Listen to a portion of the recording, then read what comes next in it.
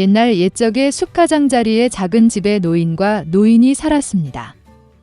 그들의 삶의 모든 것이 논쟁 중이었고 한 가지만 빠졌습니다. 노인과 할머니는 자녀가 없었습니다. 노인이 작은 남자의 모양으로 진저브레드를 구워달라고 요청했을 때 노파는 헛간을 들여다보았고 밀가루가 거의 남지 않았습니다. 그녀는 그릇을 가져다가 상자를 따라 문지르고 바닥을 따라 쓸어 넘겼습니다.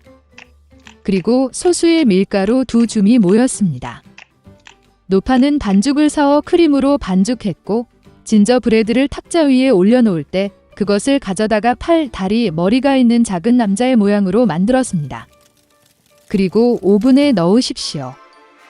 잠시 후 노파가 와서 진저브레드가 구워졌는지 확인하고 그것을 창가에 올려 식혔습니다. 진저브레드맨은 씻고 누워 있었지만 갑자기 일어나 집에서 가능한 한 빨리 뛰었습니다. 창에서 벤치로, 벤치에서 바닥으로, 바닥을 가로질러 문을 가로질러 문지방을 뛰어넘어 현관으로, 현관에서 안뜰로, 안뜰에서 문까지 더 멀리. 노파는 남편에게 전화를 했고 둘 다 남편을 쫓아갔다. 그러나 진저브레드맨을 잡는 것은 그렇게 쉽지 않습니다. 이제 그는 이미 농민들이 농작물을 타작하는 밭에 도달했습니다. 지나가는 진저브레드 남자는 이미 노파와 노파 모두에게서 도망쳤다고 외쳤다. 농민들은 이 말을 듣고 그를 따라갔다. 그러나 아무리 빨리 달려도 그를 따라 잡을 수 없었습니다. 진저브레드 남자가 잔디 깎는 기계들이 풀을 깎고 있는 들판으로 달려갔습니다.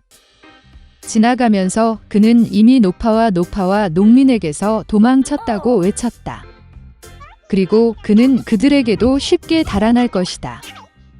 잔디 깎는 사람은 그런 조롱을 참을 수 없었습니다. 모두 진저브레드맨을 쫓아갔습니다. 가능한 한 빨리 달리지만 따라 잡을 수는 없습니다.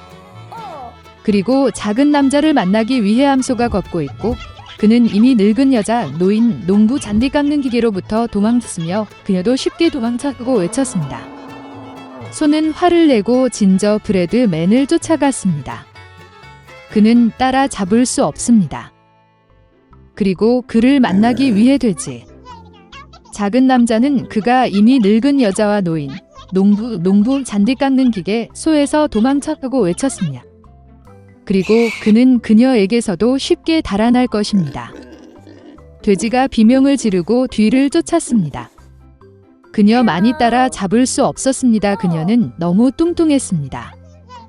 진저브레드맨이 길을 따라 달리고 토끼가 그를 만납니다. 그 작은 남자는 자신이 이미 노파와 노인, 농부 깎는 기계, 소와 돼지에게서 이미 도망쳤다고 말했습니다. 토끼는 이 말을 듣고 그를 따라갔다. 그는 작은 남자를 따라 잡을 수 없다. 토끼만이 그를 보았다. 진저브레드맨이 달리고 늑대가 그를 만납니다. 그리고 그 작은 남자는 그가 이미 늙은 여자와 노인, 농부 풀 깎는 기계, 소, 돼지, 토끼에서 이미 도망쳤고 대답습니다. 그도 쉽게 도망칠 것입니다. 늑대는 으르렁거리며 진저브레드맨을 향해 달려갔고 그는 피하고 최대한 빨리 달렸습니다. 늑대만이 그를 봤어요. 진저브레드맨이 달리고 있고 거대한 곰이 그를 만나고 있습니다. 그의 작은 남자는 두려워하지 않았지만 그가 이미 늙은 여자, 노인, 농부 잔디 깎는 기계, 소, 돼지, 늑대에서 도망쳤고 외쳤습니다. 그리고 그는 쉽게 그에게서 도망칠 것입니다. 사나운 곰이 그의 발을 밟고 뒤를 쫓았습니다. 그러나 곰은 빠른 진저브레드맨을 따라 잡기에는 너무 느렸습니다. 진저브레드맨이 달리고 여우가 그를 만난다. 여우는 매우 교활했지만 작은 남자는 이것을 몰랐습니다. 그러므로 그는 습관적으로 노파와 노인, 농간 기계, 소, 돼지, 곰에서 이미 도망쳤고 외치기 시작했습니다. 그는 너무 쉽게 그녀에게서 도망칠 것입니다. 여우는 끝을 듣고 그녀가 아주 늙었고 아무것도 듣지 못했다고 말했습니다. 그녀는 작은 남자에게 더 가까이 다가와 그것을 반복해달라고 요청했습니다. 그녀의 어리석은 진저브레드맨을 따르고 다시 자랑하기 시작했습니다. 여우는 끝을 듣고 여전히 아무것도 듣지 못했다고 말했습니다. 그녀는 그 작은 남자에게 더 가까이 다가가 다시 반복해달라고 요청했습니다. 진저브레드맨은 동의했고 그때 오직 여우가 그에게 뛰어들었을 때 새로 시작했습니다. 그리고 그것을 먹었습니다. 그리고 진저브레드맨은 더 이상 자랑하지 않습니다. 크리스마스 이브에 프리츠와 메리는 선물 포장을 풀기를 고대하고 있었습니다. 갑자기 문을 두드리는 소리가 났다. 그의 손에 많은 선물을 들고 있는 것은 그들의 삼촌이었다. 아이들은 그를 만나 매우 기뻤습니다. 그런 다음 그들은 선물 포장을 풀기 시작했습니다. 메리는 멋진 인형, 장난감 접시, 아름다운 실크 드레스를 받았습니다.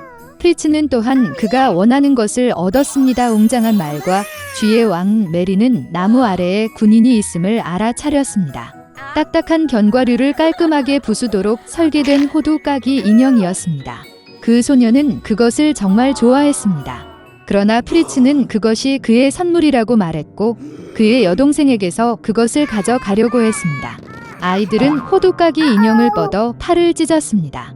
깨진 장난감은 소년에게 불필요하게 되었습니다. 메리는 매우 화가 나서 눈물을 흘렸습니다. 하지만 삼촌은 병사를 고칠 수 있었습니다. 소년은 기뻐서 부드럽게 안아주었습니다.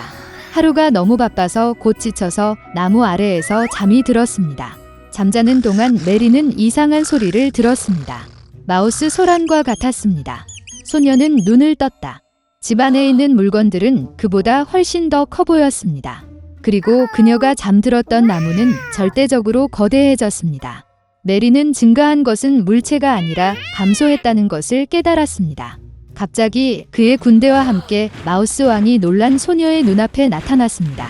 메리는 무서워서 도망치고 싶었습니다. 그러나 거대한 쥐가 그녀를 막았습니다. 그리고 기적이 일어났습니다. 호두 까기 인형은 발로 뛰어올라 소녀를 붙잡았습니다. 그들은 즉시 나무를 책장으로 올라갔고 그 나무를 따라 프리츠의 장난감에 도착했습니다. 주석 병사들의 전체 컬렉션이 있었습니다. 호두 까기 인형이 도움을 요청했습니다. 군인들은 즉시 발로 뛰어올라 그를 따라갔다. 호두 까기 인형이 군대를 지휘하고 병사들은 쥐 왕의 군대와 싸우기 시작했습니다. 장난감과 생쥐의 싸움은 치열했습니다. 그러나 불행히도 쥐가 너무 많아 호두 까기 인형의 군대가 패배하기 시작했습니다. 메리는 이것을 보고 그녀의 은신처에서 달아났습니다. 그녀는 마우스 킹에게 신발을 던지고 그의 머리를 바로 쳤고 그는 의식을 잃고 바닥에 쓰러졌습니다. 나머지 쥐들은 전투가 실패했음을 깨닫고 사방으로 달아났습니다.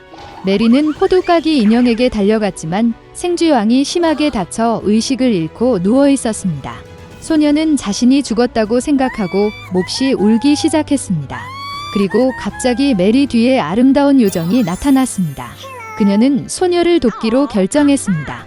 지팡이를 흔들면서 그녀는 호두 까기 인형을 되살렸습니다. 두 번째 지팡이를 흔들자 요정은 군인을 멋진 왕자로 변신시켰다. 메리와 호두 까기 인형은 사랑스러운 눈빛으로 서로를 바라보다가 눈을 뗄 수가 없었습니다. 세 번째로 지팡이를 흔들면서 요정은 사랑에 빠진 부부를 과자 왕국으로 데려갔습니다. 그곳의 나무는 사탕으로 만들어졌고 꽃은 마멀레이드로 만들어졌습니다. 멋진 장소였습니다. 메리는 기쁨으로 잠시 눈을 감았습니다. 그리고 갑자기 그녀의 이름을 부르는 어머니의 목소리가 들렸습니다. 소녀는 눈을 뜨고 혼란스러워하는 어머니를 보았다. 메리는 또한 무슨 일이 일어나고 있는지 이해할 수 없었습니다. 소녀는 자신의 멋진 여행에 대해 이야기했지만 어머니는 달콤하게 미소를 지었습니다. 그런 다음 메리는 팔에 있는 백납 호두 까기 인형을 보았습니다. 그리고 그녀는 밤새도록 나무 아래에서 잤다는 것을 깨달았습니다. 그리고 그녀에게 일어난 모든 일은 생생한 꿈이었습니다. 몇 년 후 대부의 조카가 메리와 프리츠를 방문했습니다. 그가 집에 들어가 자마자 소녀는 놀라서 바닥에 쓰러질 뻔했습니다. 소녀는 두 방울의 물처럼 호두 까기 인형처럼 보였다. 그는 또한 첫눈에 메리를 좋아했습니다. 얼마 후 그들은 결혼하여 마법의 과자 왕국에서보다 더 나쁘지 않게 살았습니다.